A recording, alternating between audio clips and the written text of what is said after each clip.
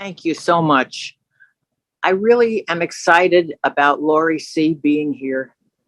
He's our speaker tonight, and he comes to us via Zoom from Canada. Laurie's name is spelled Lawrie, Lawrie C. I spell it because I encourage everybody to Google his name and listen to him.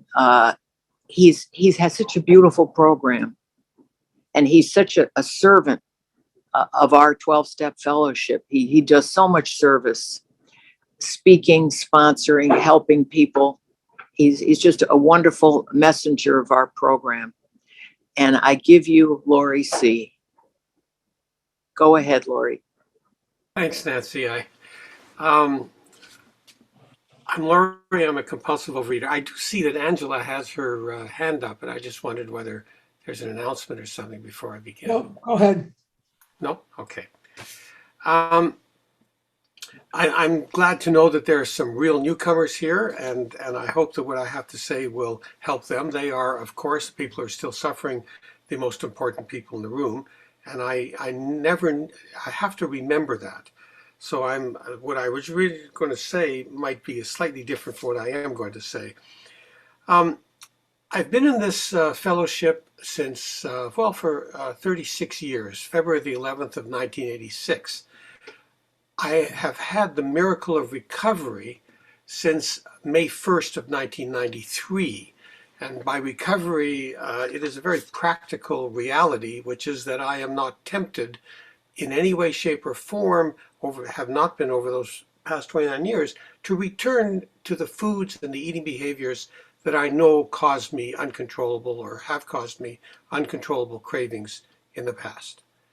And this is a true miracle for me, although it isn't for most of my friends in my hometown, for whom it seems weird that that's something to yearn for. I mean, they can eat what they want and they get full and they stop eating it, and maybe they had a little more than they wanted to and they don't have it the next day and everything's fine with them. They're not racked with guilt or racked with fears. They don't sort of say, well, I guess I'll have some because they made it for me, or I guess I'll have some because I had a really awful day, or I guess I'll have some because terrible things have happened to me in the past. They say, I don't want it today. And if they knew that it was a problem for them, they would just sort of say, well, why should I eat anything that's a problem for me? And yet, I for much of my life, not almost most, but I'm getting older, of my life, I ate uncontrollably, and there were times when I was on diets and knew what I shouldn't be eating, and my mind was more than happy to find a reason that seemed good at the time, as silly as it was in retrospect, for me to return to those things. Of course, every diet I was ever on told me I could once I lost my weight. So every time I actually went to a diet, I lost my weight, they said, now you can have a little bit of this. You can eat moderately. And when I first joined OA, my first sponsor said that. Because for him, his problem was simply the eating behavior of eating in large volume. And he worked the steps while sort of dieting, and once he worked the steps, he was no longer tempted to eat in great volumes. I thought that I could adopt, well, he told me I should adopt his plan of eating, contrary to what is now the group conscience of OA. And so every time I, over 7 years, lost my weight, worked the steps, I then went back to what my diet had told me, the one that I went on, and it said that I could now have either half a donut or half a scoop of ice cream. You know, the kind, I remember they told us you had to sort of scrape it to the bone, so it was exactly half a scoop, or 2 cookies once a week. And I diligently did that until the scoop became bigger and the donut combined with the cookies. And then within months, I was eating right out of the tub of ice cream. And this happened to me for over 7 years. I made 2 mistakes. That was one of them. I got into this fellowship because a friend of mine who had been a gutter drunk for many years and described his horrible experiences as an alcoholic, uh, who had become a member of AA and who had introduced me to a whole bunch of other alcoholics who had been in the absolute gutter and had been resurrected through AA, told me that I could treat my food problem as seriously as he treated his alcohol problem. And I do believe that he saved me about 150 pounds. I was quite overweight. I had, at that point that he told me that, I had got rid of all the reasons I thought I had through some therapy for eating a lot. And I had solved these issues. I was no longer a workaholic. I was in a relaxed mode. I worked in a place where there was a shop and a half away from where I lived. I was going to run there, shower, work, run home. Everything would be perfect. I could eat what I wanted, but I'd be in good shape. I never showered in that place. I never ran to that place. My weight began to get heavier and heavier. And my friend came to visit me and told me that I could take it seriously. So I joined OA. I got my sponsor. I worked the steps, and they were very powerful, but I was on a diet. And as I told you, every time I lost the weight, I thought my issue was just eating in great quantities. So I could eat anything as long as I ate moderately. This went on for about 7 years until I was awakened by a person who said to me that I was clearly, in the kindest and most loving way, that I was clearly not walking the walk. I was talking the talk. I was talking and people were listening. But I was actually, if I look back, I was responsible probably for a number of people leaving OA because I was gaining weight and I was talking with great knowledge and eloquence because of my training about all the wonderful things that OA had to offer. And yet I did not have anything that they wanted. I was getting bigger, not smaller. This loving, kind woman who had prayed, she told me for 2 weeks before she confronted me, got me to understand got me to accept that I was in terrible trouble. I knew I was. I was in terrible trouble, and I began to have a little bit of recovery, a little bit of serenity, a little bit of working at something. I don't even remember what it was, but I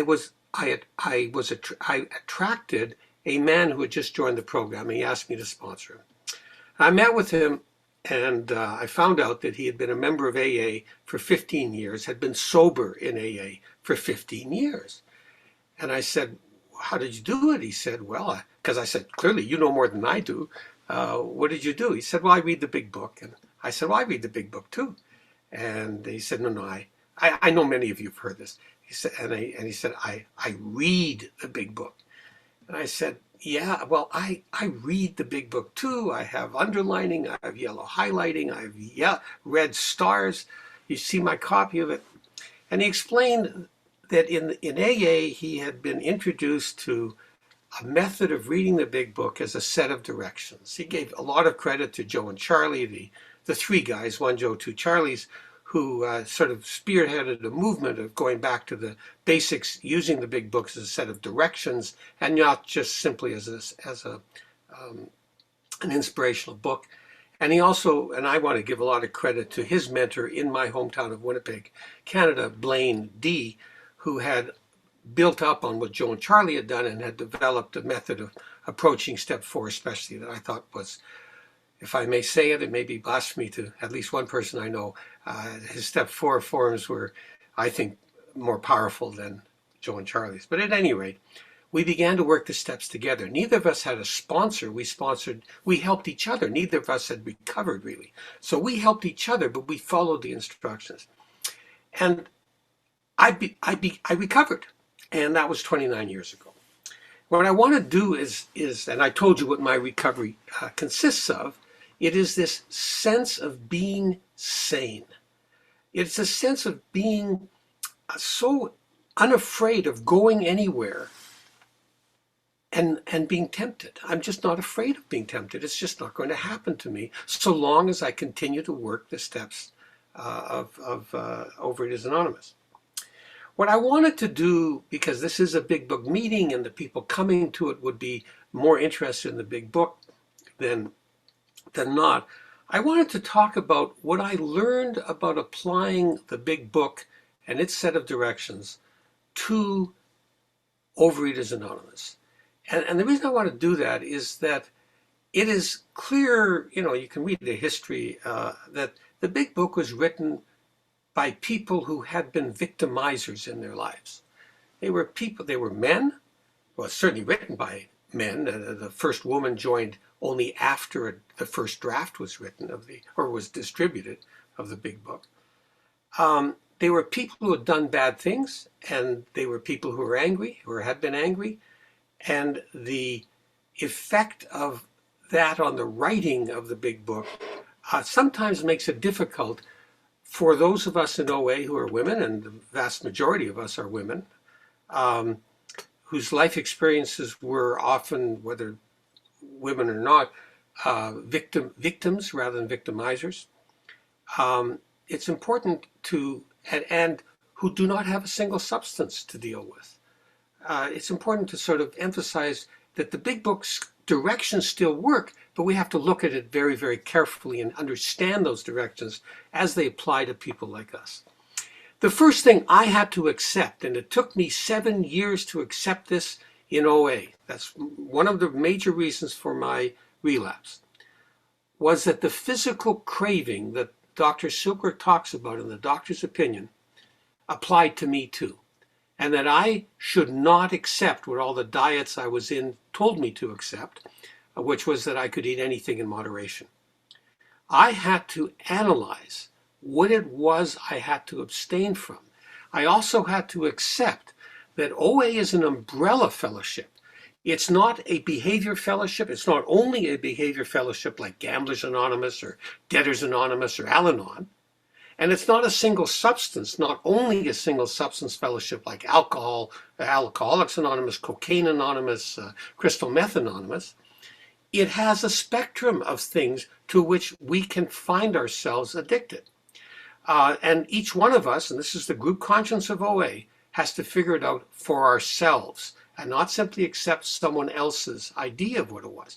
Now that requires work. It requires analysis and honesty. And I did that. And, if someone wants to know what I did or how I did it, I'll be happy to talk about that later. But I just want to say I finally had to accept that there were things that I had to abstain from. And for me, they were a combination of behaviors, ingredients, mixtures of ingredients, and specific foods. So I had a whole spectrum of things I had to abstain from. Not all of us do. And there are people, I'm sure in this room, and I know people who can eat what I cannot eat, and I can eat what they cannot eat. So that was the first thing about the big book. It's not as simple as alcohol. On the other hand, people say, well, we have to eat, but alcoholics just don't drink. No, alcoholics must drink. They cannot drink that to which they are addicted, alcohol. And we have to eat, but we do not have to eat, and we have to abstain from the things that we're addicted to in relation to our compulsive eating. The second thing I had to deal with in the big book is its use of the word God, its basically Christian approach to words that deal with spirituality. I had to deal with that because I am a third generation secular Jew who was raised in an agnostical atheist or atheistical agnostic approach, who studied a great deal about this issue, who knows all the arguments and all the refutations of the arguments for the existence or non-existence of God. And I don't believe in God. I don't believe in what people call God, the person who finds them parking spots or who gets them jobs or who rescues them from danger or who has an eye out for them in any way, shape, or form. And my first sponsor, who was a great sponsor other than the issue relating to the foods, told me right off the bat, he said, is there anything more important in your life than you are? And I said, yes. It took me a day or so, and I was able to say truth and love and justice and beauty, deep values. These will exist beyond me. And these are the things I know impel my life. They are what really govern my life. What the big book has to say about all that is that deep down within each one of us is the fundamental idea of a deep value. They call it God, but that's what they mean. They said, who of us has not loved anyone? You know, what motivations are there that are far more important than reason? And then the big book says, and it keeps this metaphor going, our real problem is that what we deeply believe in down in our hearts is obscured or blocked by calamity, bad things that have happened to us, by pomp, a sense of self-importance, and by worship of other things like people's opinions of me, or money, or self-respect, or I don't know what. And that the purpose, and this metaphor is kept throughout the inventory process, the purpose of steps 4 through 9 are to unblock the passageway between what we deeply believe in, whether that's a specific kind of God or it's just deep values like mine, to unblock the passageway, the pipeline between what's deep in my heart and my brain, my head, where I think and my act. And when I am in my addiction, I am not living according to what I believe in. Whether I believe in a specific kind of God or whether I believe in, as I do, in just deep values. I'm living contrary to what I believe in. I am not living according to what I believe, and I'm not acting according to it. And as we work steps 4 through 9, we begin to realize that that is our real problem. It's the blockage that has to be removed. Now, that was step 1 and 2. Step 3, the introduction to step 3 in the big book, began to describe a word selfish that means self-willed, not what it means in the dictionary.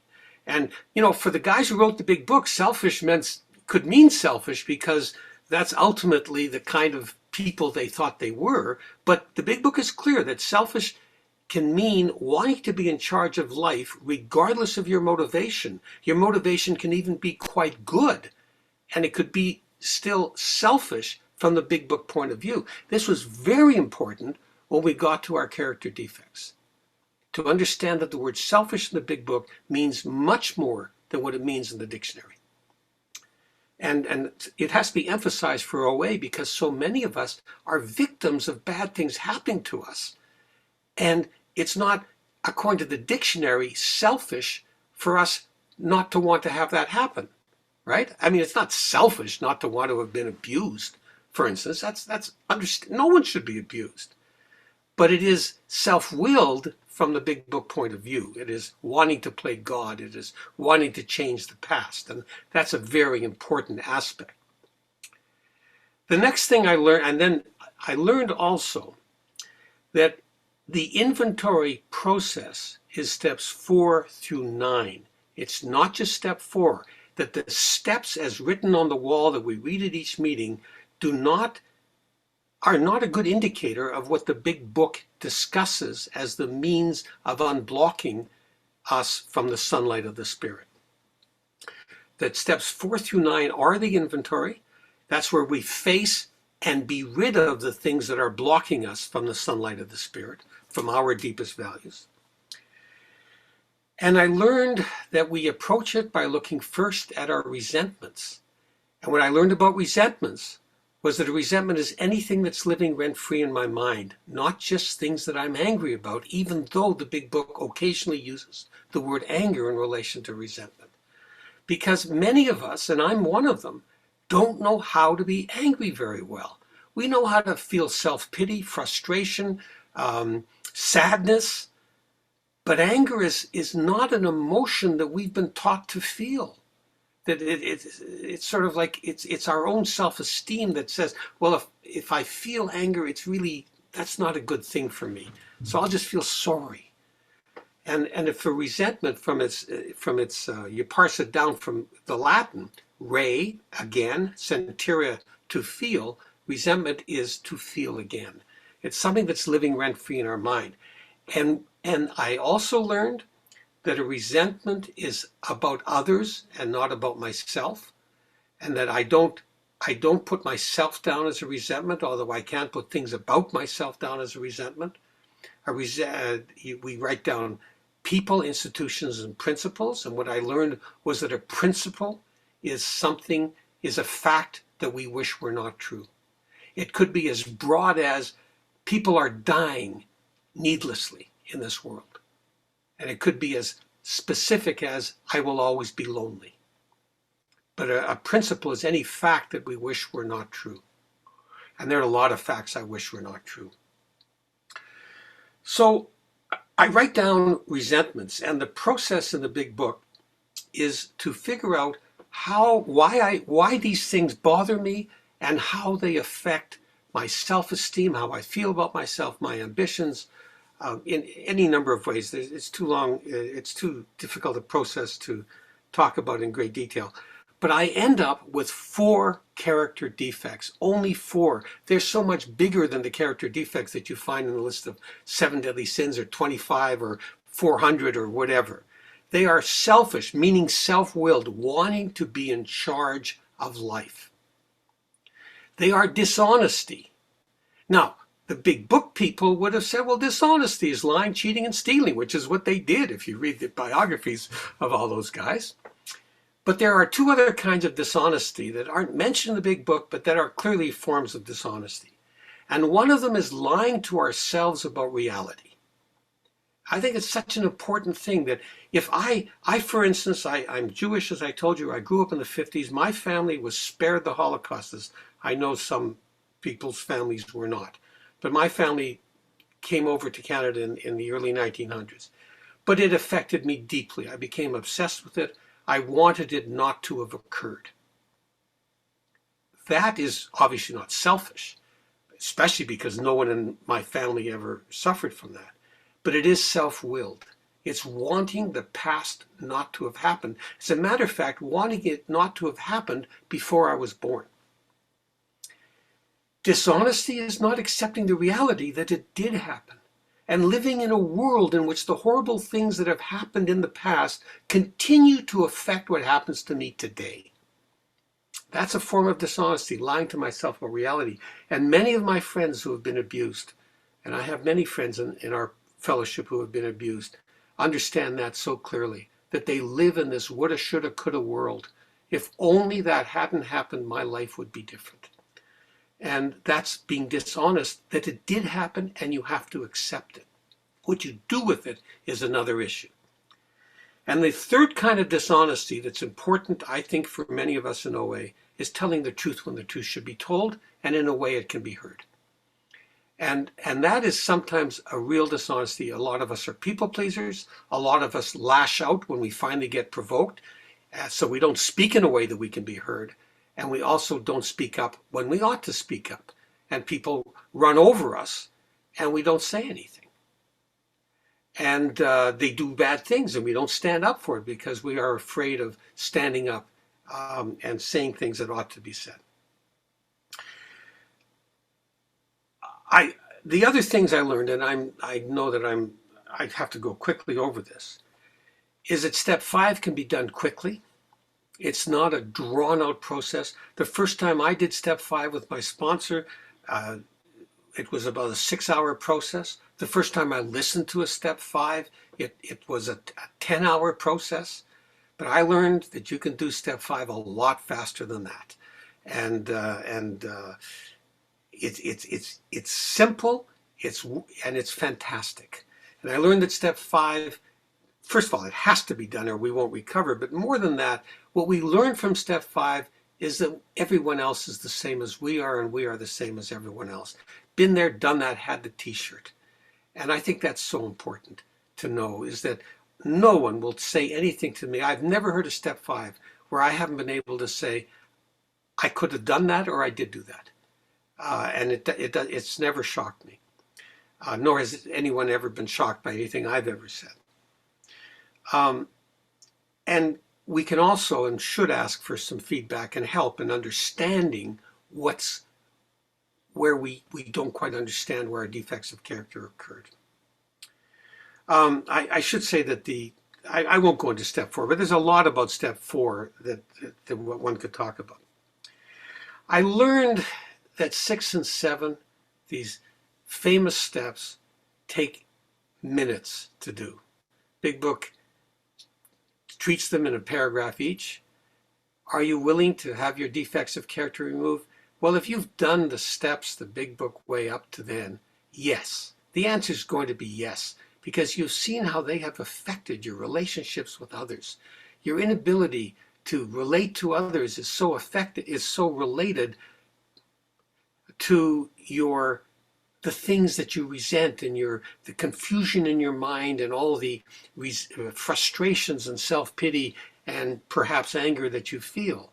No wonder you can't remember not to eat this stuff, or that it's not good for you, or that this time, that the fact that they made it for you especially is not a good enough excuse, or the fact that 30 years ago something terrible happened to you is not a good excuse, because it only makes it worse. And 6 and 7, do you want to get rid of your defects of character? Yes. 7, say the step 7 prayer. Ask for them to be removed. Done. And that's so important, because I've seen people die at 6 and 7. I've seen them relapse at 6 and 7. They go into this whole thing. Am I really, really, really, really, really ready to have God remove my defects of character in step 6? And how humble am I? In step 7, am I really, really, really humble? Or they do the step 7 prayer and then they wait for their defects of character to be removed before they do steps 8 and 9. But it's steps 8 and 9 that remove our defects of character. And that's what's so important to understand, is that the process is facing and being rid of our defects of character, and that's steps 4, 5, 6, 7, 8, and 9. I learned that sometimes the amends we make are saying no rather than yes. That the amends, I joke about it, but I always get a laugh in a room when I say sometimes a true amends is saying, you know what, you're 46 years old, you're old enough to do your own laundry. And, we are full of codependents. We are full of people who do things for people that we should not be doing. They should be growing up, and we're not letting them growing up. We're not letting them grow up. And so our amends can be, this is wrong. This relationship is wrong. The way you're treating me is wrong. The way you were treating me was wrong. That's an amends that we can make, because people who themselves are hurt people and hurt others have to be helped to understand how they hurt others, and that it's not right to hurt others. So sometimes an amends is standing up for what's right.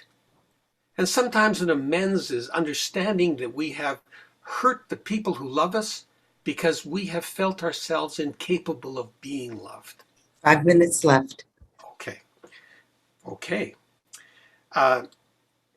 So that's an important thing. And I also learned that sometimes in step 9, not making an amends is the right thing to do and makes us feel great, even though we're also afraid to make the amends. Sometimes it's the right thing not to make them. And it's all a matter of motivation. If I'm ready to make it but decide not to, it's a lot different from being afraid to.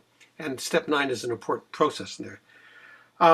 I learned, and I know that there's a little bit of disagreement in this, that step 10 is steps 4 through 9 done in the context of recovery. And this is a very important point for me, because I find that step 11 is the daily meditation where I review the day and see how I can do better tomorrow, whereas step 10 is reviewing what's going on in my entire life at this moment, and what resentments and fears I might have. And those don't always coincide. The things that I might experience on a day-to-day basis will not tell me about the noise in the big factory that I happen to be working in that I don't notice on a day-to-day basis. But if I realize that my ears are reverberating once a week or once a month, that's a different issue. So that step 10, and that was the second mistake I made in my relapses over 7 years, was that I thought step 10 meant I apologized for what I did today, whereas step 10 meant I had to figure out why I was doing what I did all the time. If I yelled at my kids and apologized to them, that's not step 10. If I don't understand why I was yelling at my kid, which was the terrible things were going on with my wife's family, and I loved them and they were suffering, but I took it out on my kids. So there's a big difference between what I thought step 10 meant and what step 10 now means to me. And it's been keeping me alive for these 29 years. And step 12, and I'll end with this. I learned that I had to give of myself without hope of reward, property, or prestige, as hard as I could possibly do it. Within all the practicalities of a family, a job, and all that, I had to give of myself. And I have to tell you, one of my good friends in this fellowship, a person I look up to, who doesn't use the big book, but has this serenity and the, the, the recovery that I share with her. She says to me, people say they want what I have, but they're not willing to work as hard as I do to keep it. And step two, they say, the big book says half measure nothing, 11/12 measures avails us nothing. We must carry the message to those who still suffer, regardless of whether they hear it, regardless of how well we give it. We have to do it, because if we don't, we will not remember how bad it was. We will forget what our addiction is. It's easy to forget it. It's not as if for almost all of us, we're going to eat a donut and suddenly rush into traffic and be killed. That's not going to happen to us. Or we're not going to gamble away our life savings by eating a donut. We have a debilitating, horrible illness that cuts us off inch by inch by inch. And that debilitating illness is compulsive eating in all of its many forms within this fellowship. And we have to help everyone. And we have to help them regardless of what they believe and what we believe. We have to help them where they are. We can't just sort of say, this is the only way to do the steps. We can't say this is the only plan of eating you must have. We are there, as the big book says, to provide much practical experience and advice. And they do what they want. And we're there to help them. We're not there to coddle them. We're not there to love them or to hug them. We're there to give them what we know about this dreadful addiction and to help them find a spiritual solution if they want it. And I think that's probably about 30 minutes. So that's my story, and I'm sticking to it. Thank you very much.